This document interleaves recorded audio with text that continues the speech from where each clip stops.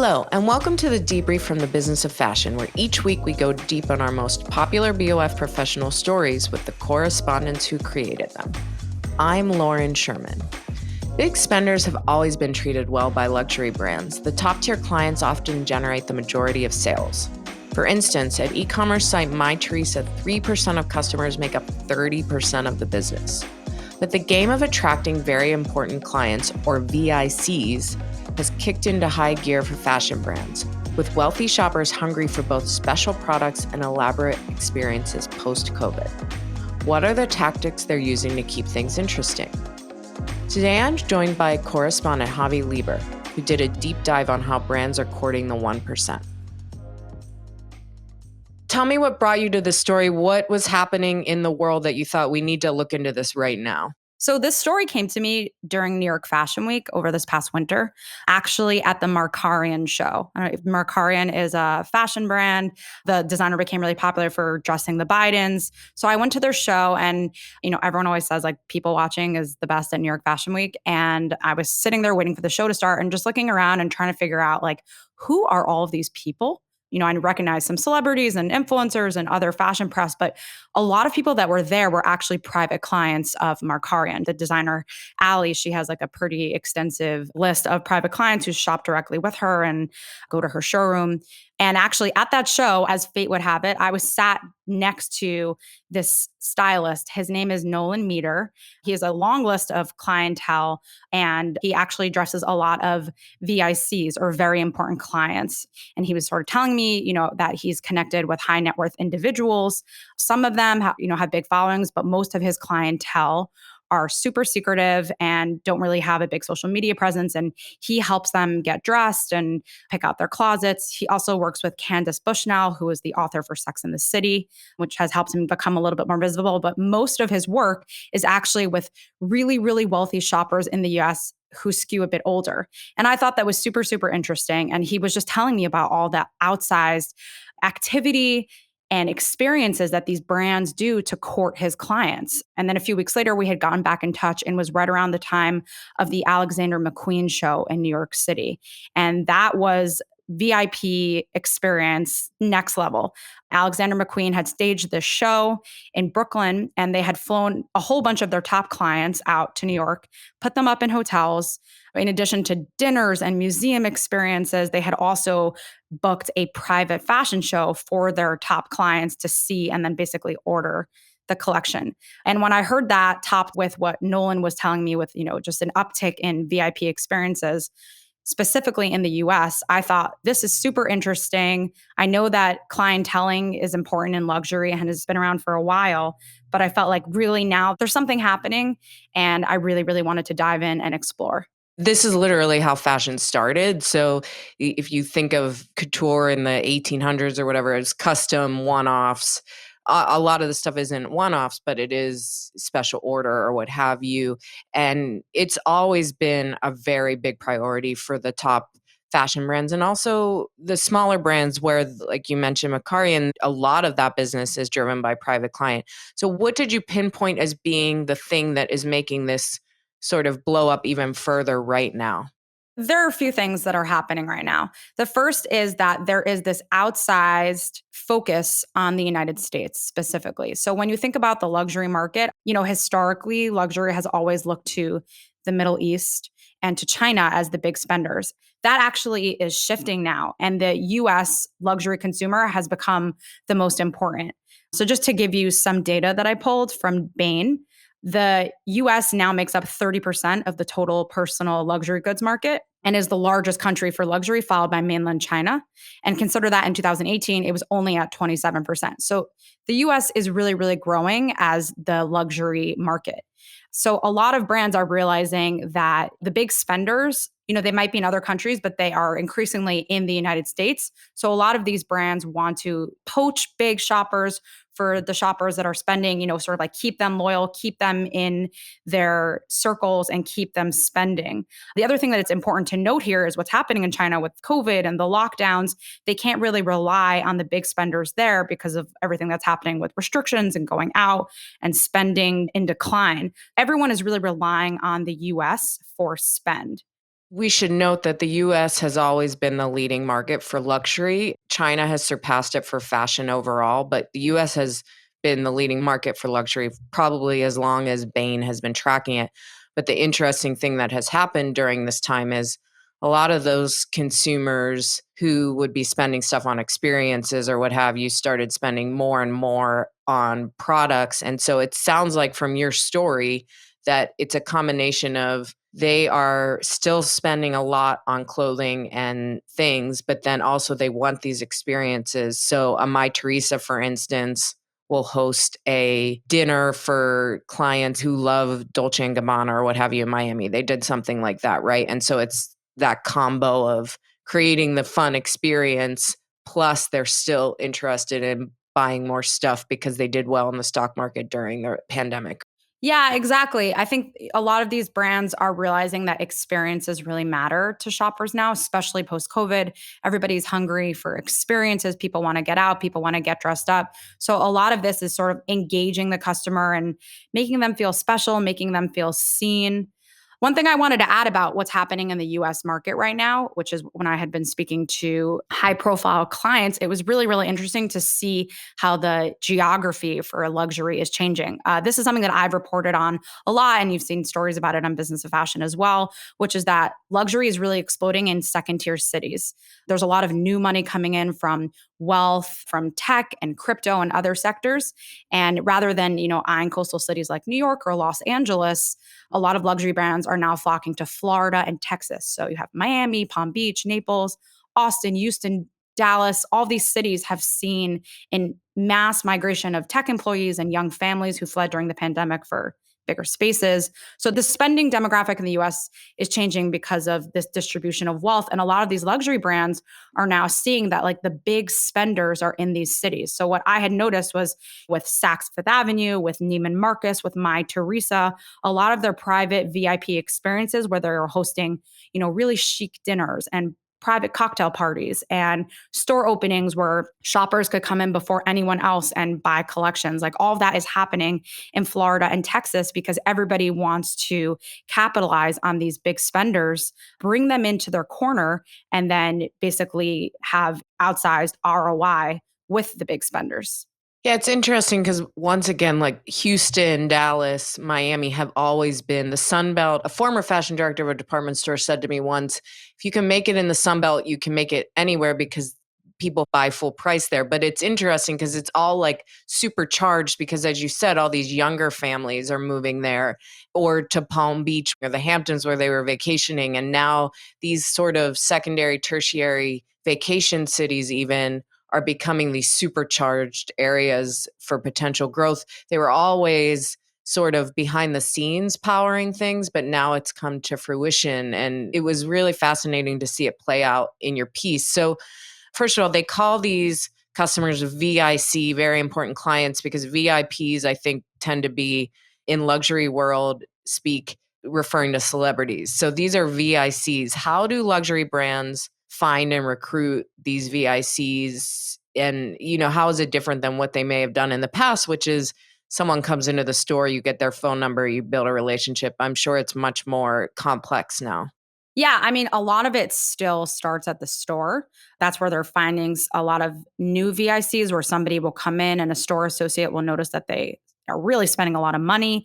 And it's not just that they're buying shoes or handbags, they're also buying clothing and a lot of it. So they notice that the spend and the products that they're actually buying indicate that they are a VIC. But the stylist, Nolan, who I had interviewed, and also Gab Waller, who is a fashion stylist originally from Australia, who moved to LA. She said a lot of this just comes from connections and word of mouth. So sometimes a VIC comes from a family member or a friend connection, and basically just trying to get into the network of very, very wealthy people and finding, where they shop, bringing them into the fold for a luxury brand.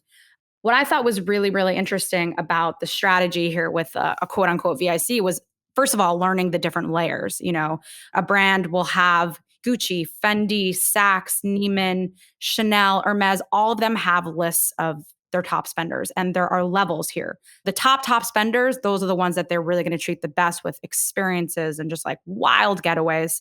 But then for the mid and lower ones, they're tracking the spend and the experiences, and the wining and dining is not necessarily as lavish. And one thing that I was trying to understand when I was tracking who the VIP shopper is and where they live, what do they look like, what is their age, what do they do, and so on. What I had found was what's happening now is there's this weird intersection of VIC and influencer. Some of the people that I had interviewed on the record and also on background had big social media followings and were kind of like really excited to have these big splashy Instagram moments where they could show off that they had a big experience with Gucci. And then others were really, really private. What you're seeing right now is the waters are sort of muddying. There's this intersection of influencers and VIC. There is both. There are private clients who have big followings. I mean, one of them I interviewed was Christine Chu, who's a star from Netflix, The Bling Empire. I also interviewed another VIC for Gucci. Her name is Akila Aga. She lives in London and she is a top client for Gucci and has done tons of amazing Gucci experiences. And Gucci works really, really hard to keep her happy and keep her in their circles. And she told me they feel like family to her, which I thought was so interesting. We're going to hear from Akila now. They're more interested in the person, so us, and keeping a relationship with us, regardless of whether we buy or not. Because one season we can buy loads. One season we may not buy anything. So the last fashion show I didn't buy anything. I think just two bits. But this one I really liked. And the Aria one I loved, and I bought nearly the whole collection. So for me, it's not about how much I buy and going to all these events. There was one other event that we went to, the Shoreditch pop-up, where I actually met Marco Bizzarri for the first time there, and some of the presidents as well. And it was great. It's about building the relationship and getting to know. And that's why I call it a family. I think it's so important that I come across and tell you that I feel as though I'm part of the Gucci family. They don't treat me as a Gucci client, VIP, or whatever you want to call it. They treat me as a member of their family. So, Chavie, let's talk a bit about the specific. You mentioned that some of the events are more quiet, some are very big and splashy. I want to hear about the big and splashy ones. What are some of the things that these companies have done to keep these customers happy and engaged? Oh my gosh. I mean, well, when you have endless budgets, like a luxury brand, there's so much that you can do.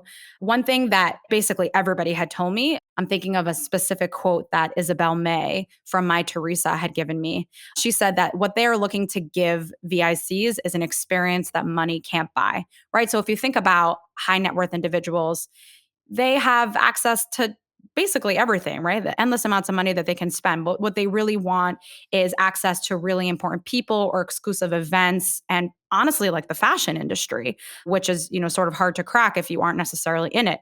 So one thing that I kept hearing is brands will take them to really exclusive events like the Cannes Film Festival, to the Oscars, to Wimbledon. I had spoken to Christine Chu, and she told me that she was going to the Cannes Film Festival with Chopard. So it was like a multi-day event where she was gonna, go on the red carpet and go to movie premieres, but also stay in a really, really fancy hotel and eat in the best restaurants in their region, all on Chopard's dime. And that is pretty much standard for this type of world. If you think about what Gucci does to appeal to their VICs, these are people that are, like I said, are buying tons of Gucci product, and not just shoes and handbags, but they're buying entire clothing collections.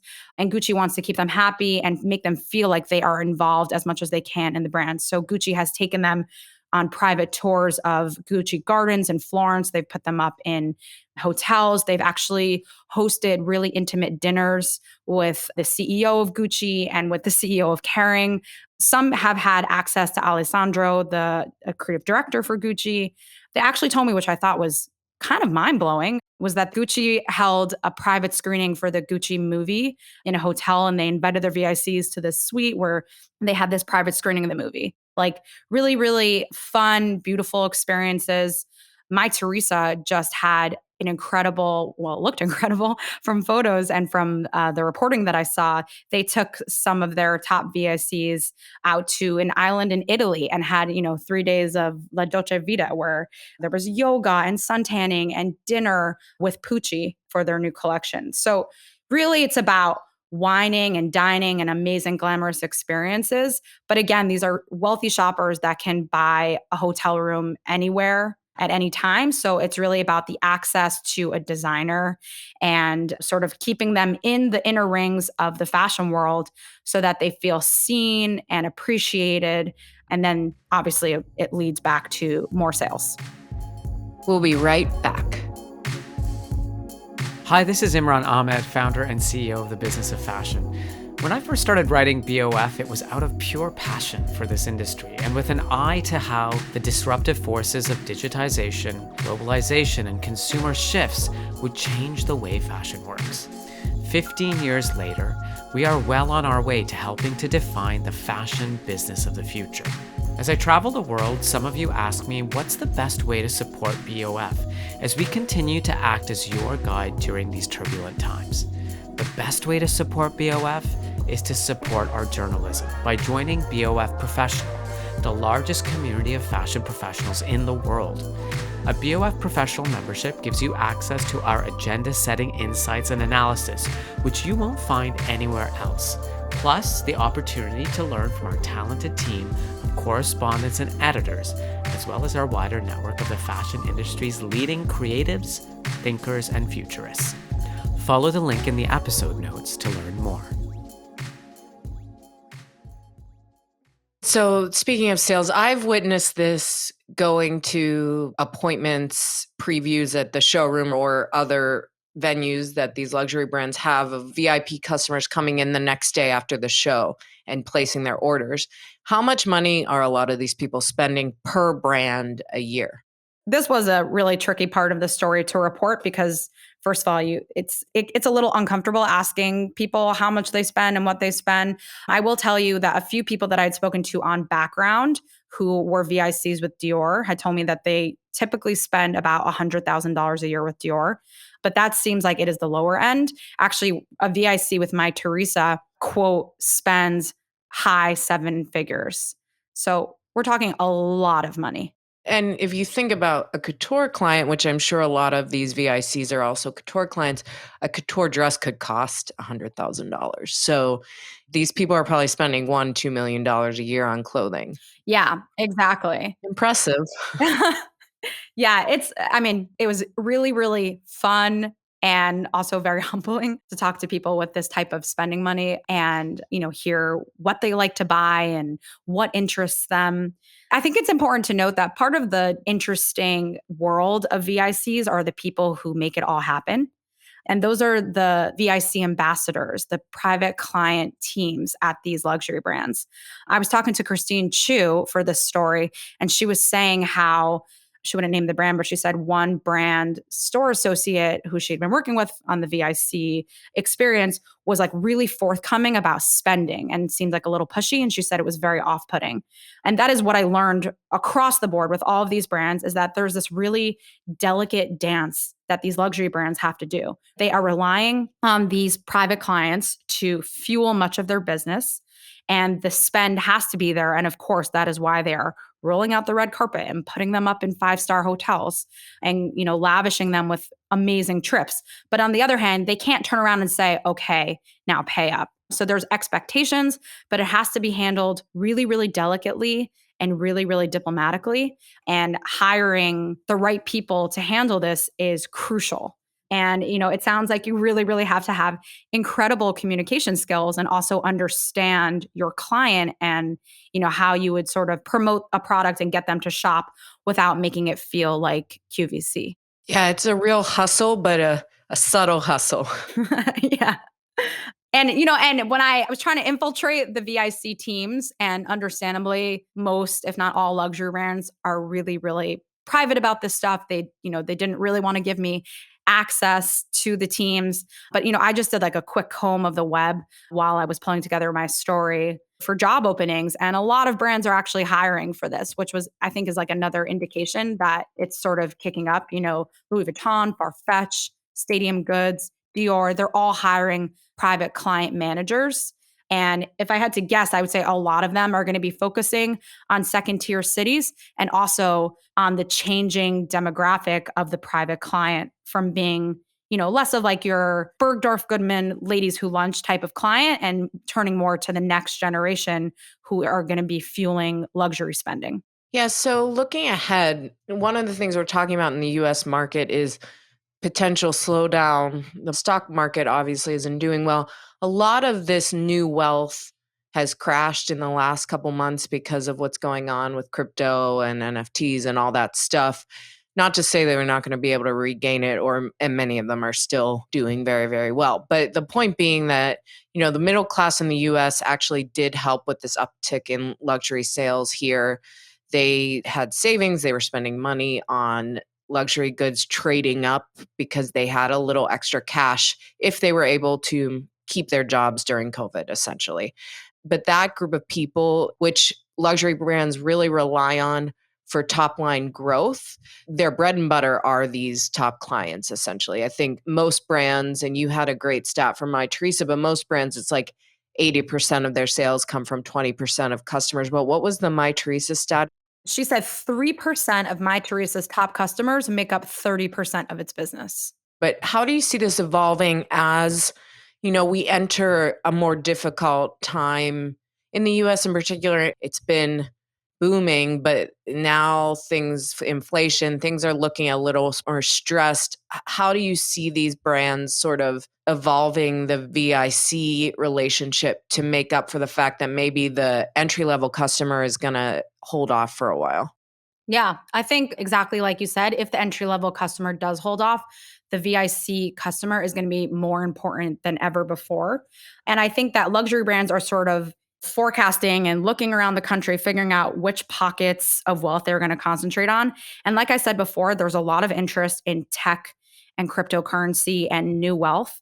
But something that I had learned in my reporting, talking to some other fashion sources, specifically Mario Abad from Paper Magazine was somebody that I had spoke to for this story because he is very involved in the world of VIC shoppers. He's profiled a few, he's shadowed them. And he was telling me that really the main objective for these luxury brands is to find society people. And when we talk about society people, I mean, and he means really, really wealthy families, people who fund museums and art centers and are huge philanthropists and give money away to all sorts of institutions and are just really, really visible in American society and the arts. These are the luxury brands' bread and butter. And I say that because while cryptocurrency and tech wealth, like it's going to come and go, but the really, really top echelon of American wealth, these are people, like I said, in Texas and Florida and so on, like they have money in pharmaceuticals, in oil, and in industries which are way less volatile, and the money is going to come in and it's going to be reliable. So at the end of the day, I think that luxury brands are going to be looking to crypto and tech, but they're also going to be looking at the younger generations of uber wealthy families, the Gen Z and the millennials of the offspring of super, super wealthy museum ladies that who are attending all these charity galas. And those people are the future. And like I said, a lot of these people, you can follow them on Instagram now. They have big followings and they probably, are probably less private than their parents, but they are definitely going to become really, really important for the luxury VIC world. Yeah, they're investing in new money, but maintaining the old money relationships. Chavie, thank you so much for taking the time. This was such a fun story. You did such a great job, and I'm glad we got to discuss it. Thank you so much for having me. This was really fun. You've been listening to The Debrief, produced and edited by Emma Clark, Kate Barton, and Eric Bria in the BOF studio. I'm Lauren Sherman, and I'll be back next Wednesday with a new episode. Thank you so much for joining us, and be sure to follow us wherever you get your podcasts. You can join BOF Professional today with an exclusive 25% discount on an annual membership covering key industry topics from sustainability to technology to marketing, with access to our case studies, live events, and iOS app. To get this special offer and benefit from 25% off of a membership, head to the link in the episode show notes or enter the coupon code DEBRIEF at checkout. Visit businessofashion.com/memberships.